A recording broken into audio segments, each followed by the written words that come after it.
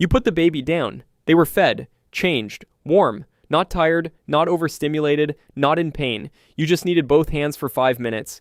Maybe you stepped into the next room. Maybe you only turned your back. And within 30 seconds, they started crying. Not the sharp, sudden cry of hunger, not the escalating shriek of pain. Something different, lower, more sustained. A sound that sits in your chest in a way the other cries don't. So, you came back. You picked them up. They stopped almost immediately and sometimes mid-breath like a switch being thrown. You put them down again. Same thing. Most people explain this away. They're spoiled. They want attention. If you keep picking them up every time, you're going to create a clingy child. These explanations have been passed down through generations with the confidence of established fact. They sound like wisdom. They have been offered by grandparents, pediatricians, parenting books, and well-meaning strangers in checkout lines.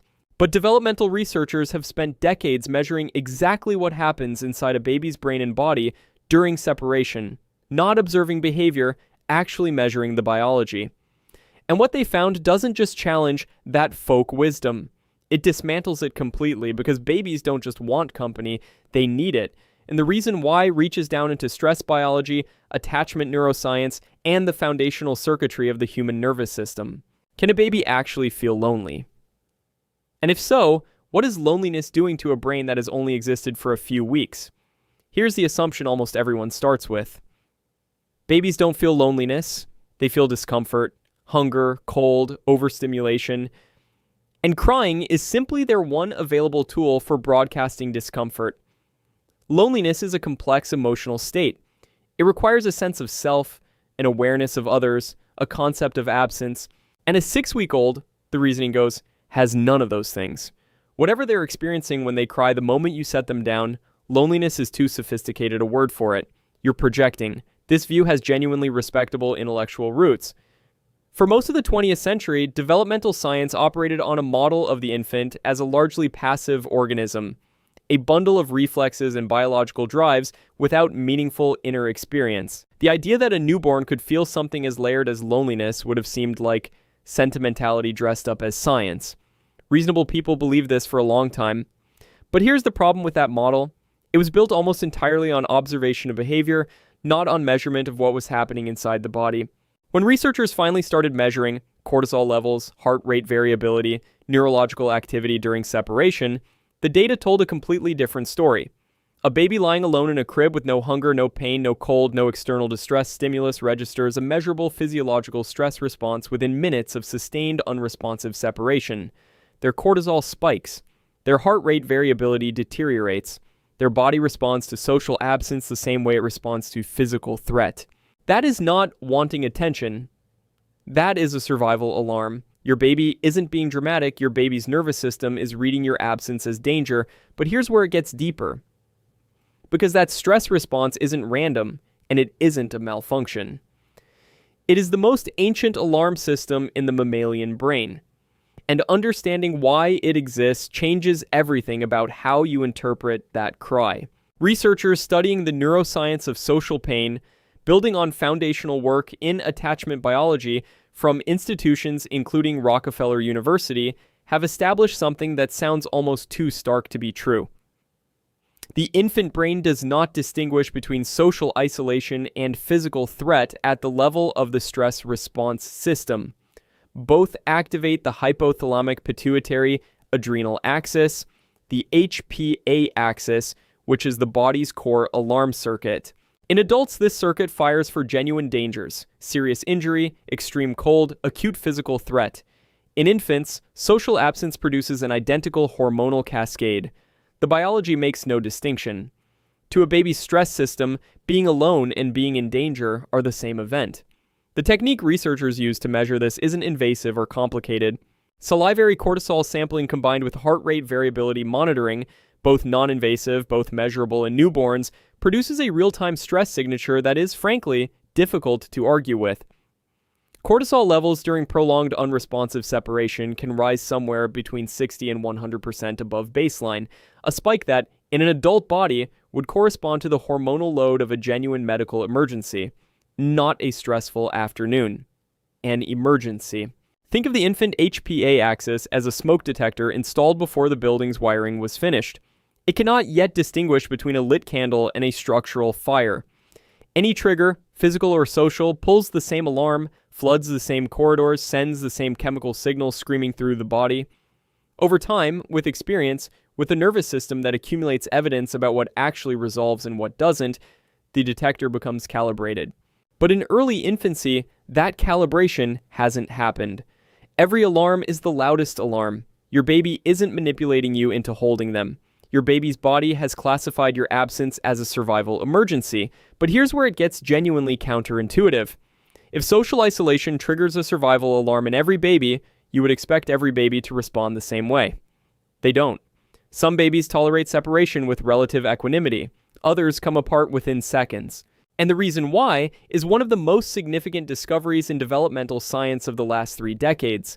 Researchers at the University of Minnesota ran one of the longest developmental cohort studies ever conducted, the Minnesota Longitudinal Study of Risk and Adaptation, tracking children from infancy into adulthood to understand how early experience shapes long-term outcomes. What they found has been cited, replicated, and built upon for decades.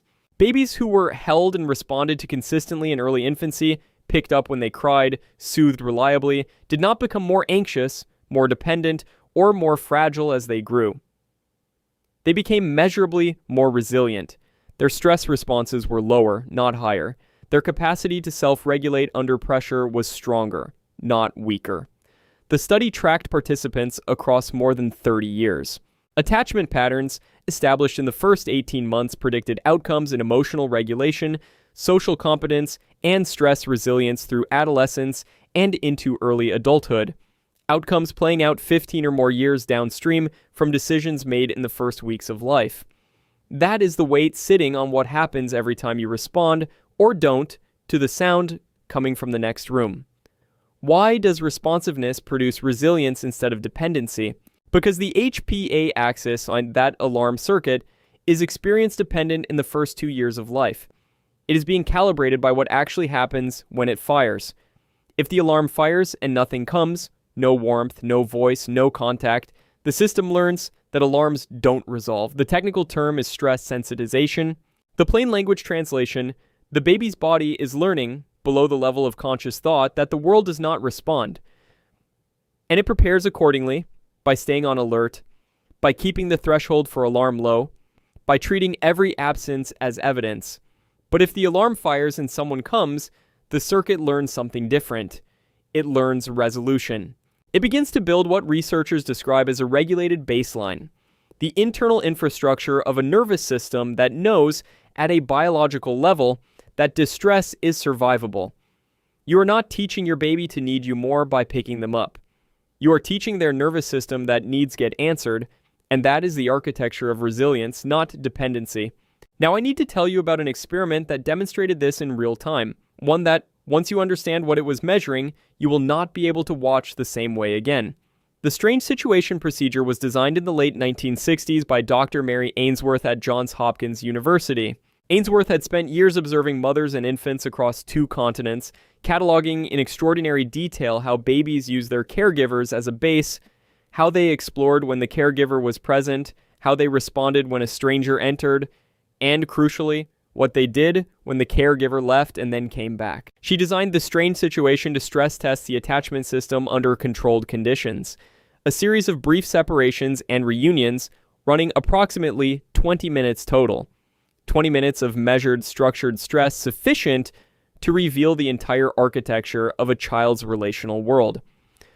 What Ainsworth found in the reunion sequence, not the separation, the reunion, became the foundation of attachment theory. Some babies moved toward the returning caregiver, settled quickly, and returned to exploring. The alarm had fired. The alarm had resolved. The circuit had done its job. Others ignored the returning caregiver entirely. Not unbothered. Their cortisol measured afterward was just as elevated as the babies who had cried openly. They had simply stopped signaling. The alarm was still running, they had just learned not to broadcast it. A third group was caught between approaching and resisting, drawn toward the one person who could help them, unable to accept the help when it arrived, trapped in the loop of an alarm system that had never learned a clear resolution pathway. Here is what that data is actually saying. A baby's response to your return is not about the return itself. It is the accumulated record of every return before it. The baby who settles is a baby whose alarm system has logged a consistent answer. This works, this resolves, this person comes. The baby who goes silent has logged a different answer, not consciously, not as a decision. At the level of biology, and the cortisol running silently through that quiet, seemingly unbothered body is the evidence, your baby isn't fine on their own because they stopped crying. Your baby may have stopped signaling because their nervous system learned that signaling doesn't work. And now, I need to say something important. Because everything I've just described, the stress responses, the alarm circuitry, the attachment patterns, is information you can actually use. But there are specific things worth watching for. And the window in which this information is most actionable is narrower than most parents realize. There are two patterns that deserve attention, and they look like opposites. The first is the baby who cries persistently during any separation, even brief, even with familiar caregivers present, and cannot be soothed on return in the way you'd expect. Not fussy. Inconsolable in a way that feels qualitatively different from hunger or pain, a distress that doesn't resolve even when the trigger should have resolved. The second pattern is the one parents almost universally miss. The baby who goes very quiet during separation, who seems unbothered, who doesn't protest, doesn't reach toward the door, doesn't track where you went. Quietness in infancy is not always contentment. Sometimes it is the shutdown Ainsworth documented, an alarm still running, a nervous system that has stopped spending energy on signals that haven't worked. Neither of these is a diagnosis. Neither is a verdict on you or a fixed feature of your child's future. The brain in the first 2 years is not a finished structure. It is a construction site, and it builds toward whatever inputs it receives. Noticing a pattern is not cause for alarm. It is cause for a conversation. Pediatric developmental specialists note that attachment patterns become most clearly observable between 8 and 18 months, a 10-month window that opens only once while the foundational inputs shaping those patterns have already been accumulating since birth. If something about the way your baby responds to separation or to your return feels off to you, that instinct is data. You have logged more observational hours with this specific child than any researcher will ever accumulate in a controlled study. Developmental pediatricians have assessment tools. Early conversations are always more useful than late ones. You are not overreacting, you are paying attention, which is exactly what this requires. So here is what all of it is actually pointing at. Loneliness in infancy is not a malfunction. It is not a personality quirk or an early character flaw or evidence that you are somehow doing this wrong. It is a signal. The most efficient signal a mammalian brain has ever developed for broadcasting a single urgent message. I need another nervous system near mine. Not for food, not for warmth, for regulation. Human infants are born with perhaps the longest window of neurological incompleteness of any mammal on Earth. They cannot walk, cannot feed themselves, and they cannot, for a significant stretch of early development, regulate their own stress responses. They require a co-regulator. When that co-regulator disappears, the alarm fires, not because the baby is fragile, but because the baby is reading the situation with complete biological accuracy. Every time you come back, every time your voice arrives before your body does, every time you pick them up and feel the moment they settle against you, you are not spoiling a child. You are completing a circuit that cannot complete itself. You are writing the opening entries of their stress biography. You are teaching their alarm system, one response at a time, what kind of world this is.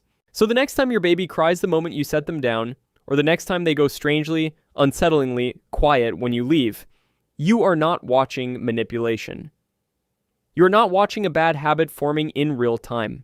You are watching a nervous system doing precisely what it was built to do, reaching for the one input it needs most to develop, not stimulation, not entertainment, proximity, response.